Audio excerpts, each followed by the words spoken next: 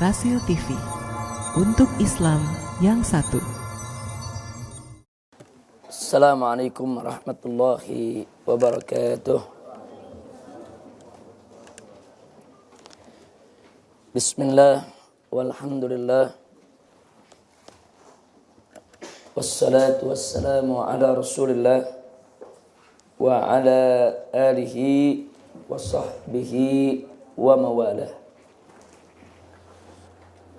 Kepada segenap peserta pesantren Ramadan, kita lanjutkan pelajaran kita tentang akidah. Terakhir pertemuan kita tentang 15 kaidah pencegah takfir. Silakan buka kitab ini, Aswaja Wahabi dan Syiah. Buka halaman 234. Buka halaman 234.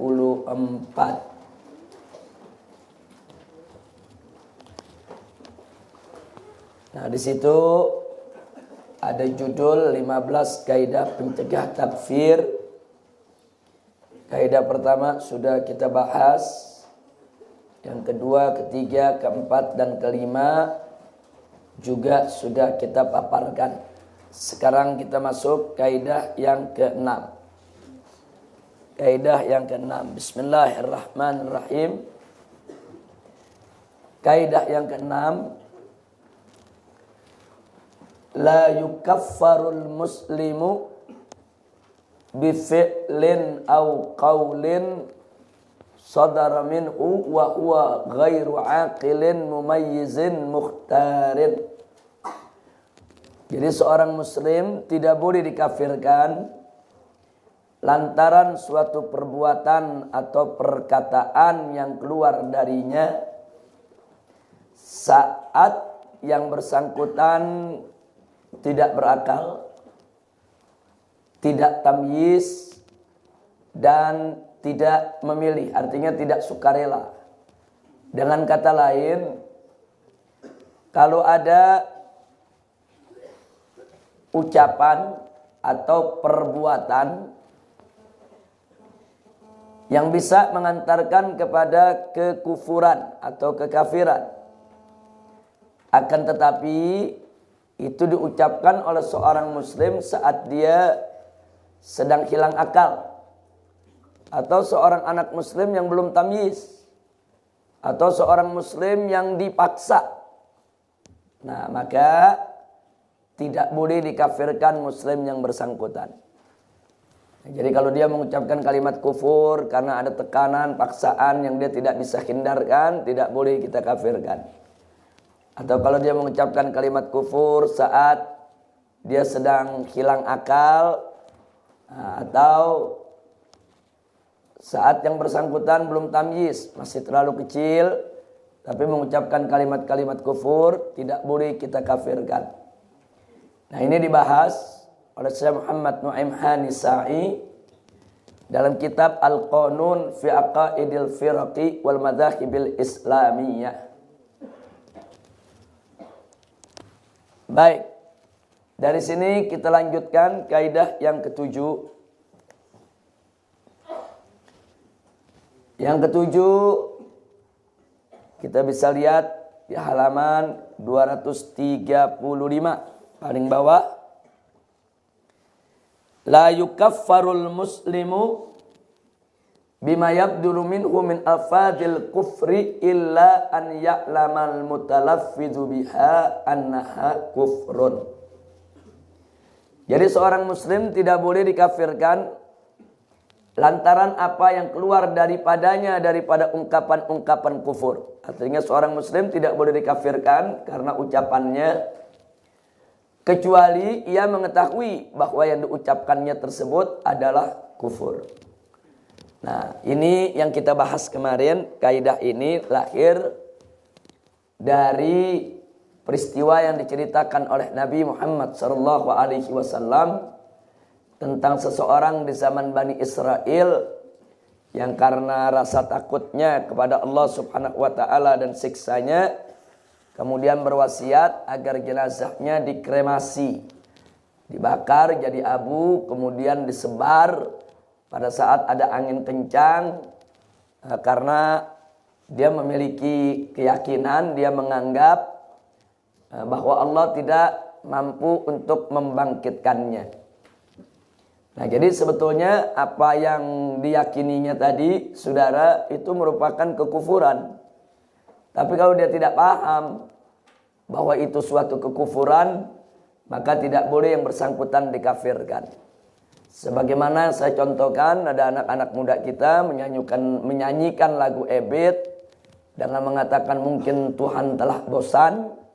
Itu tidak layalik bi kamalillahi subhanahu wa ta'ala wa jalali. Sifat bosan itu tidak pantas bagi kesucian, kemuliaan dan keagungan Allah subhanahu wa ta'ala. Nah, tapi yang bersangkutan gak paham kalau kalimat itu bertentangan dengan akidah, bisa menyebabkan kekufuran, gak boleh dikafirkan. Tapi justru harus kita beritahukan, disadarkan, bukan dikafirkan. Nah, inilah kaidah yang ketujuh. Ini dibahas dengan panjang lebar oleh Profesor Dr. Syekh Yusuf Al-Qardawi dalam kitab Fatwa Mu'asirah, kumpulan fatwa-fatwanya, juz keempat, halaman 271. Baik, kita lanjutkan di halaman 236. Kaidah yang ke-8.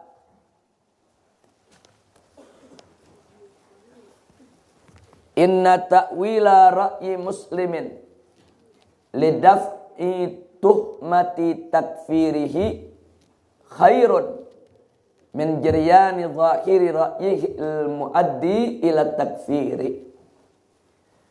Jadi mentakwilkan pandangan seorang muslim untuk menghindarkan tuduhan pengkafirannya lebih baik daripada memaknai zahir pandangannya yang mengantarkan kepada pengkafirannya.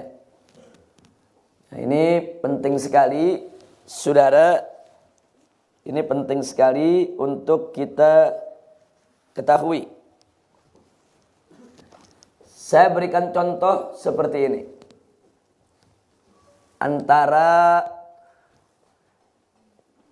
saudara, saya ingin berikan contoh manakala seseorang itu mengeluarkan suatu pendapat. Terus secara zahir, secara lahiriah, pendapatnya itu kalau kita nilai, itu sudah membuat yang bersangkutan jatuh pada kekafiran.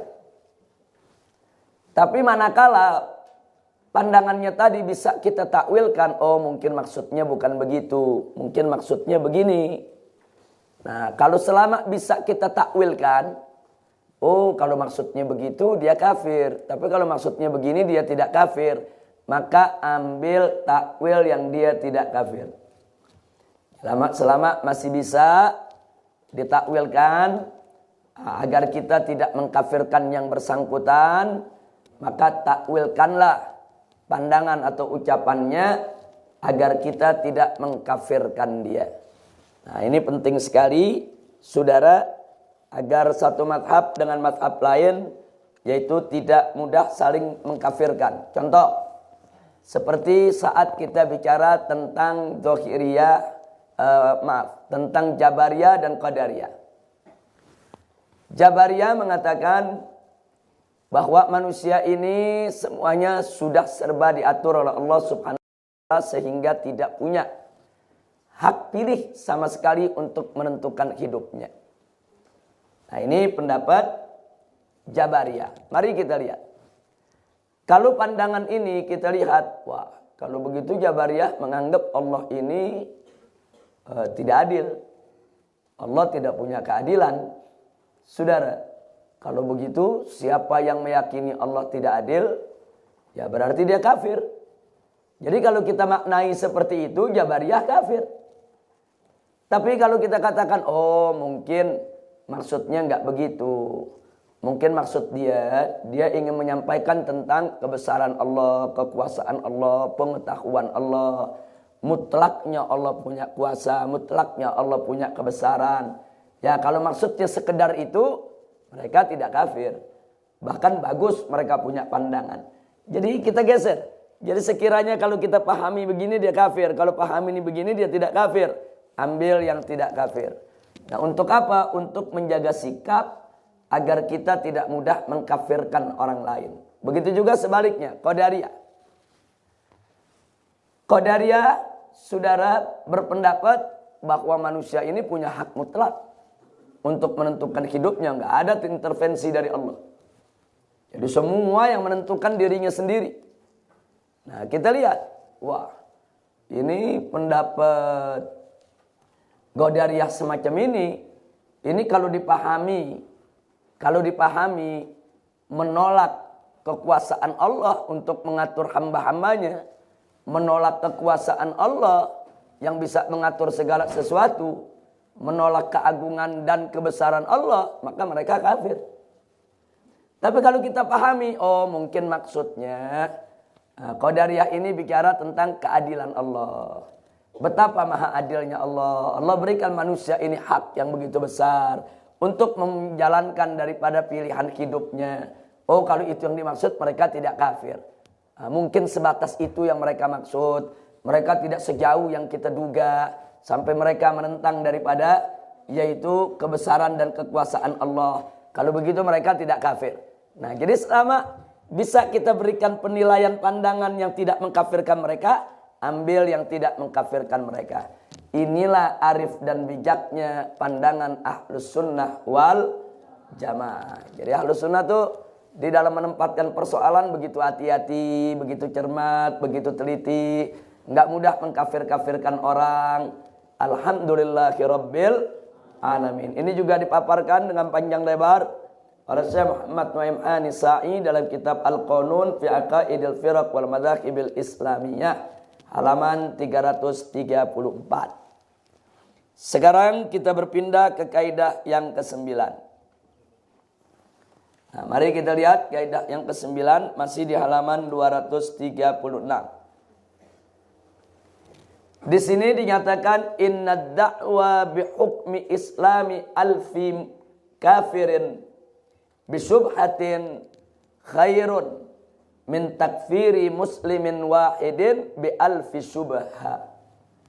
Ini sepengetahuan saya yang pernah mengucapkan ini Al-Imam Al-Asfiryani. Cuma hanya saja saya lupa yaitu di kitab mana, tapi ini yang terdahulu yang mengucapkan ini beliau. Dan ini juga dikutip oleh Syekh Muhammad Nu'aim An-Nisa'i di dalam kitab Al-Qanun fi Aqaidil Firaq wal Madzahibil Islamiyah di halaman sama seperti tadi yaitu 334. Jadi di sini dikatakan menetapkan keislaman 1000 kafir dengan sebuah alasan lebih baik daripada mengkafirkan seorang muslim dengan 1000 alasan. Ini saking hati-hatinya Ahlus Sunnah agar tidak sembarangan mengkafirkan orang. Saudara, jadi kalau ada 1000 orang kafir, tapi kita anggap mereka Islam hanya karena suatu alasan.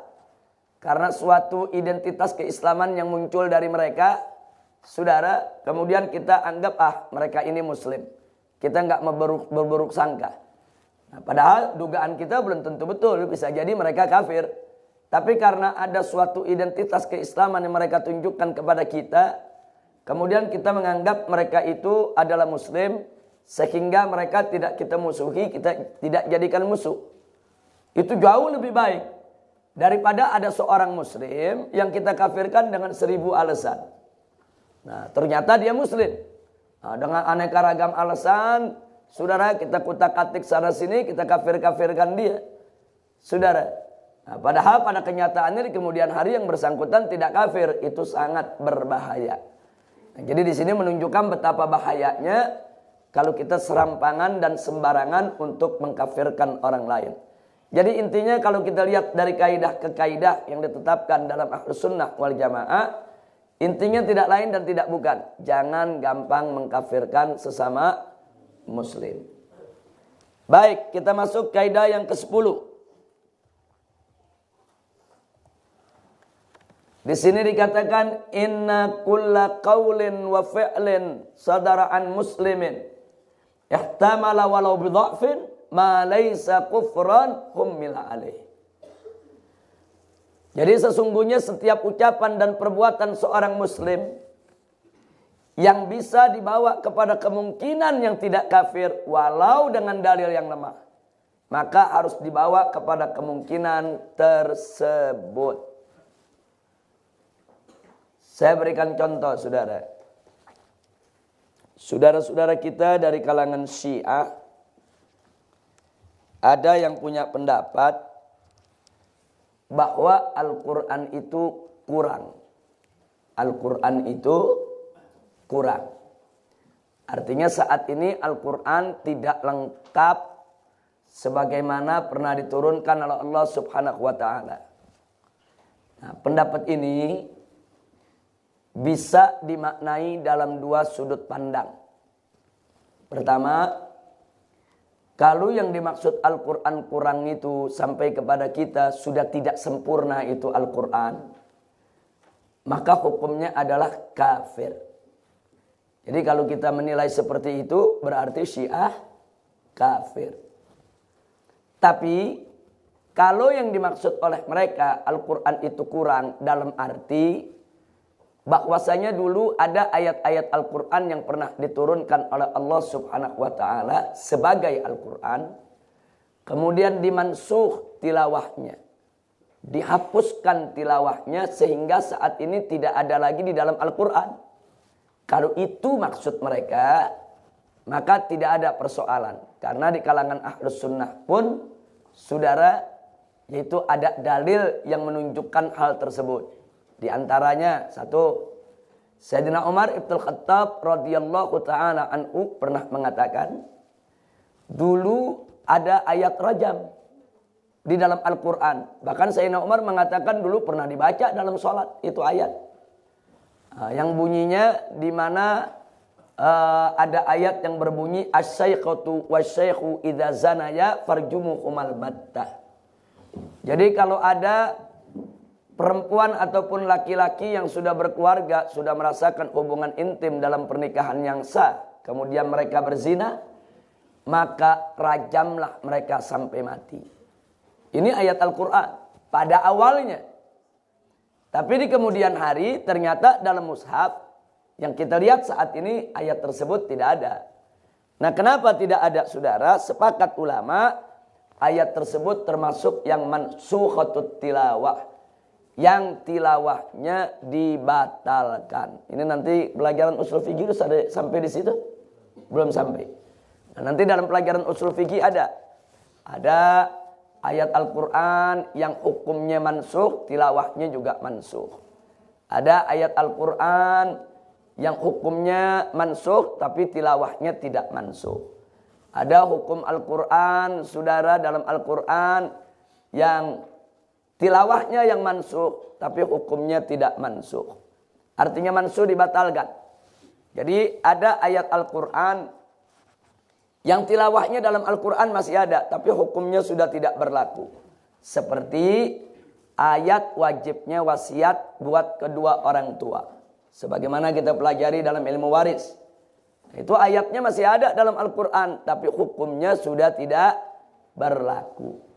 Nah, ada lagi ayat, saudara, di dalam Al-Quran ayatnya sudah tidak ada tapi hukumnya tetap berlaku, yaitu yang barusan kita sampaikan, yaitu hukum rajam. Dalam Al-Quran udah nggak ada ayatnya tapi hukumnya tetap berlaku. Nah, ada lagi, saudara, dalam Al-Quran ini ayat dan hukumnya udah nggak berlaku. Nah, seperti apa? Seperti ayat radha'ah, ayat susuan.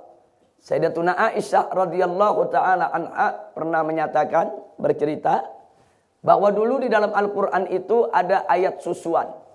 Itu bayi yang disusui sebanyak 10 kali oleh seorang wanita, maka dia menjadi anak susunya. Tapi kemudian kata Siti Aisyah, kemudian itu dibatalkan dengan ayat lain. Yaitu 5 susuan.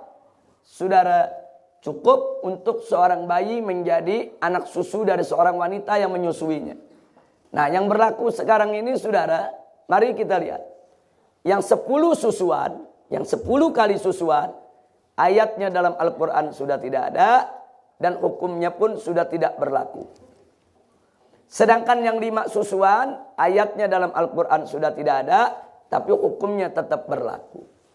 Nah, karena itu, sekali lagi, kalau itu yang dimaksud oleh Syiah, jadi ada ayat-ayat dulu diturunkan oleh Allah, masuk dalam Al-Quran, kemudian dimansuhkan, dibatalkan oleh Allah subhanahu wa ta'ala, kita tidak protes.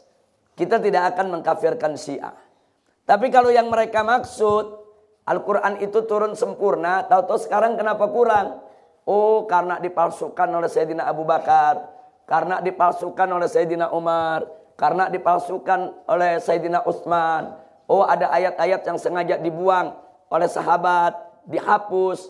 Maka mutlak keyakinan semacam itu menurut Ahlus Sunnah wal Jamaah, kafir, murtad, keluar dari Islam.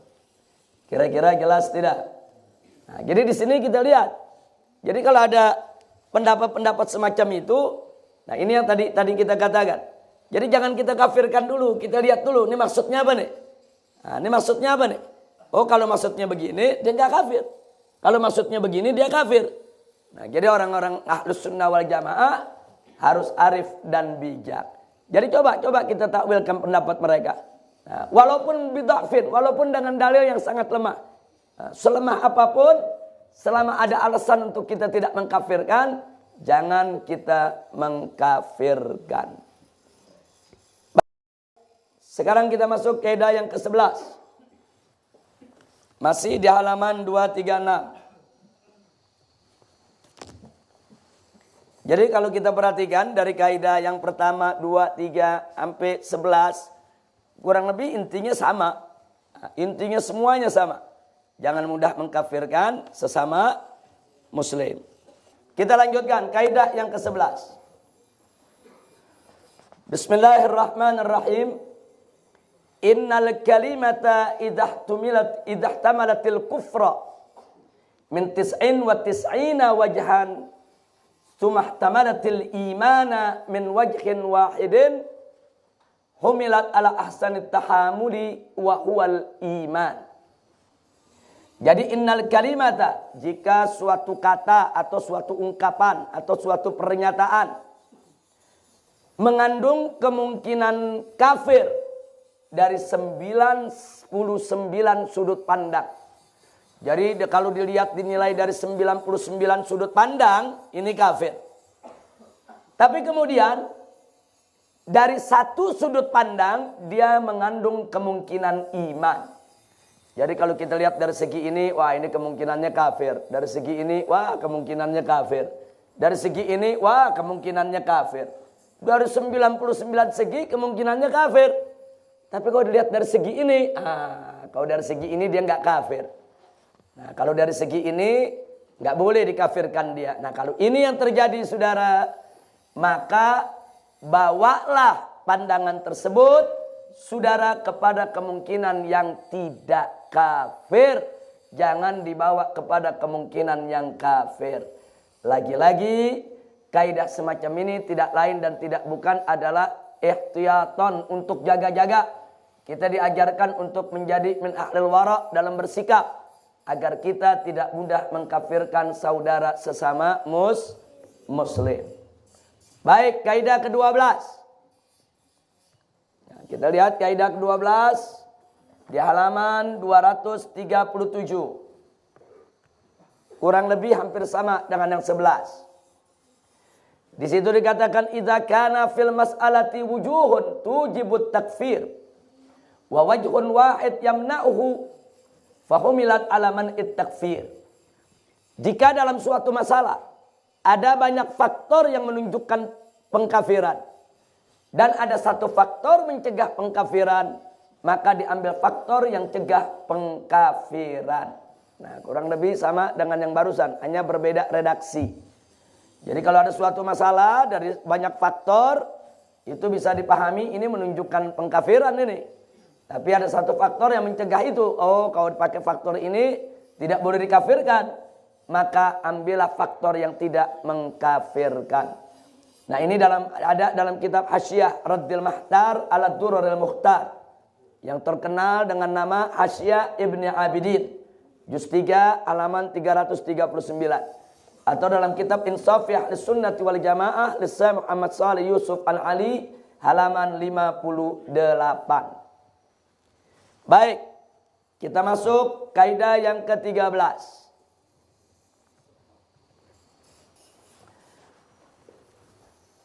Al-khata'u fit tabri'ati khairun minal khata'i fil ittiham. Jadi kesalahan dalam kita tidak menuduh atau dalam membebaskan seseorang dari tuduhan, khairun, lebih baik daripada kesalahan di dalam menuduh. Nah, ini perlu saya sampaikan.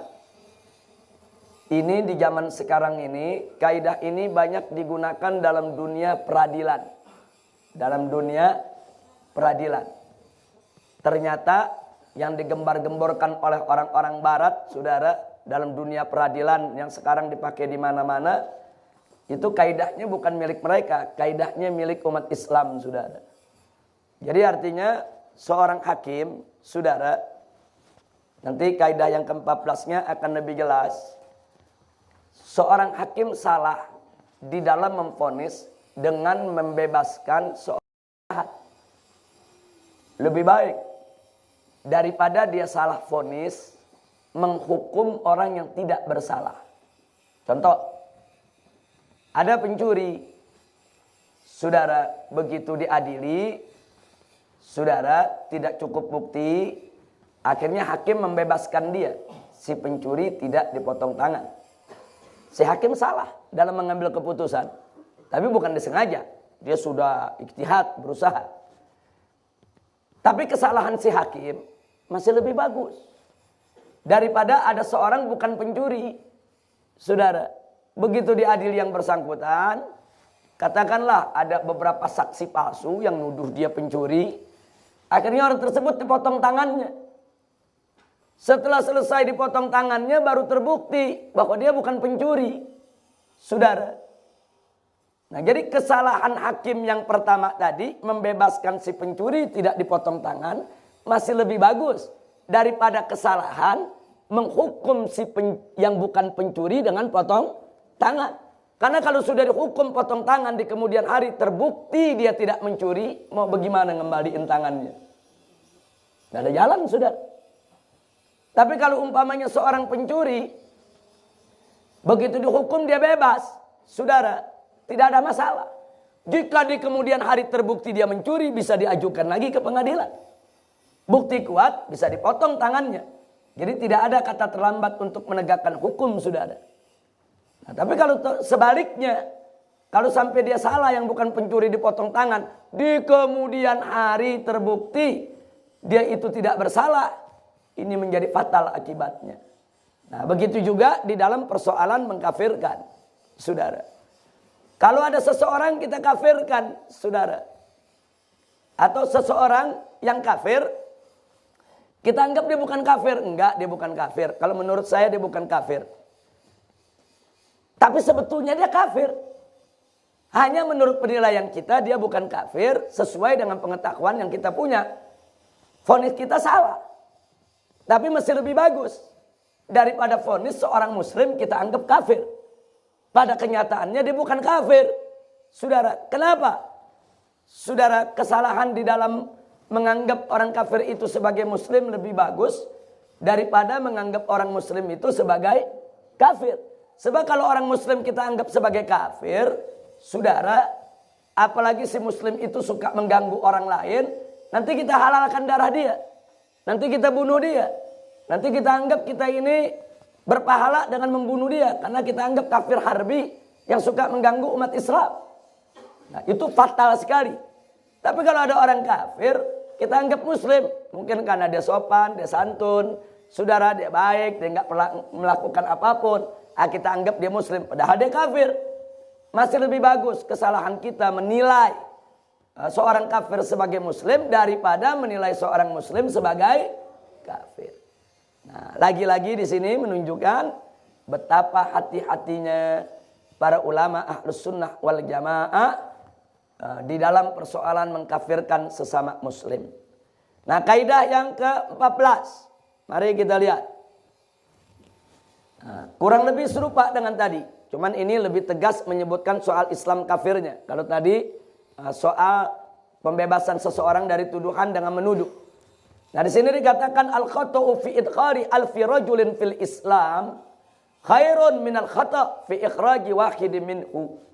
Kesalahan dalam memasukkan 1000 orang ke dalam Islam lebih baik daripada kesalahan mengeluarkan seseorang dari Islam.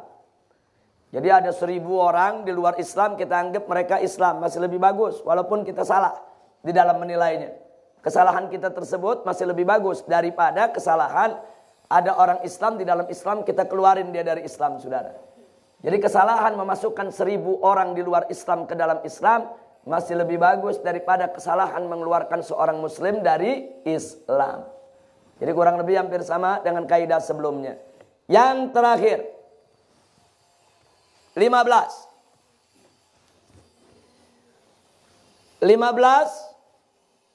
al-khata'u fi tarki alfi kafirin fil hayati ahwanu minal khata'i fi sabki mahjamatin min dami muslimin.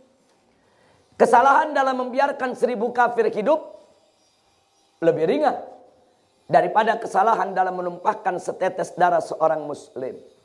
Ini dikupas dengan panjang lebar oleh Al-Imamul Ghazali dalam kitab Al-Iqtisad fil I'tiqad halaman 223 dan 224. Dan ini juga dikutip oleh Al-Imam Ibn Hajar Al-Asqalani dalam kitab Fathul Bari Syarah Sahih Al-Bukhari juz 13 halaman 300. Nah, saudara, kaidah ini lahir dari peristiwa yang kita ceritakan kemarin. Tatkala sahabat Nabi yang bernama Usamah bin Zaid ibn Harithah membunuh seseorang di medan dalam satu misi jihad, padahal orang tersebut sudah mengucapkan la ilaha illallah. Begitu disebut la ilaha illallah dibunuh. Nah, itu sudah kita kupas, saudara, dengan panjang lebar. Nah, jadi di sini saudara, kesalahan beliau menumpahkan setetes darah seorang muslim itu fatal. Fatal, saudara. Nah, jadi di sini andai kata saudara beliau tidak tumpahkan darah si muslim tadi. Nah, menduga dia Islam, ternyata dia salah, ternyata orang tersebut memang berhak untuk dibunuh. Dia nggak jatuh ke dalam hal yang sangat fatal.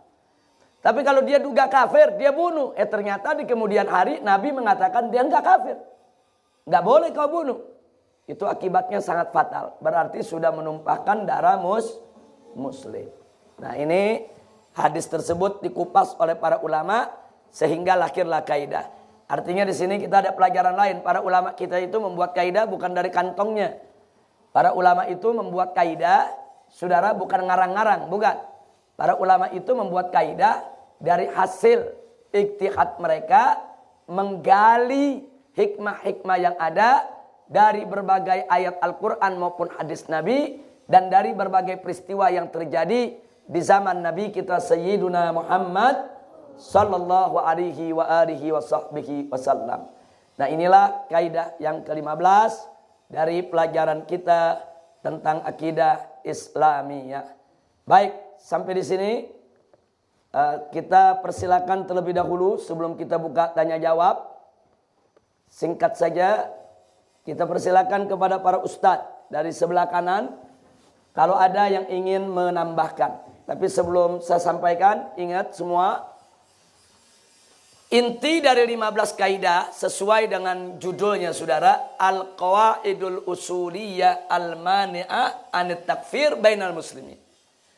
Artinya kaidah-kaidah usul yang mencegah pengkafiran antar sesama muslim. Ini 15 kaidah dipegang, insya Allah kita tidak mudah mengkafirkan orang lain. Tapi ingat, sekali lagi saya garis bawahi, adapun hal-hal yang kufrun bawah udah nggak bisa ditakwilin, saudara. Jadi sesuatu udah nggak bisa ditakwilkan, udah. Ada saudara, udah nggak bisa ditakwilkan sama sekali. Maka hukum kekafiran yang nyata, yang terang, yang sudah tidak bisa ditakwilkan sama sekali, tidak ada tolerir, tidak ada sudut pandang yang menganggap itu Islam, maka mutlak wajib kita kafirkan. Jadi jangan sampai nanti mentang-mentang kita berikan 15 kaidah, akhirnya apa saudara? Akhirnya yang bersangkutan nggak mau kafirkan Ahmadiyah, akhirnya yang bersangkutan nggak mau mengkafirkan Nasrani dan Yahudi, akhirnya yang bersangkutan nggak mau mengkafirkan saudara aliran-aliran yang sudah nyata-nyata kafir. Nah itu salah penempatan. Jadi 15 kaidah ini bukan digunakan untuk tidak mengkafirkan orang kafir, bukan. 15 kaidah ini saudara, kita tidak boleh mengkafirkan seorang muslim sebelum kita punya dalil qat'i yang nyata, jelas, tanpa keraguan yang bersangkutan itu kafir. Tapi kalau sudah nyata, jelas dia kafir, silakan dikafirkan. Tapi kalau tidak nyata, jangan sekali-kali untuk dikafirkan.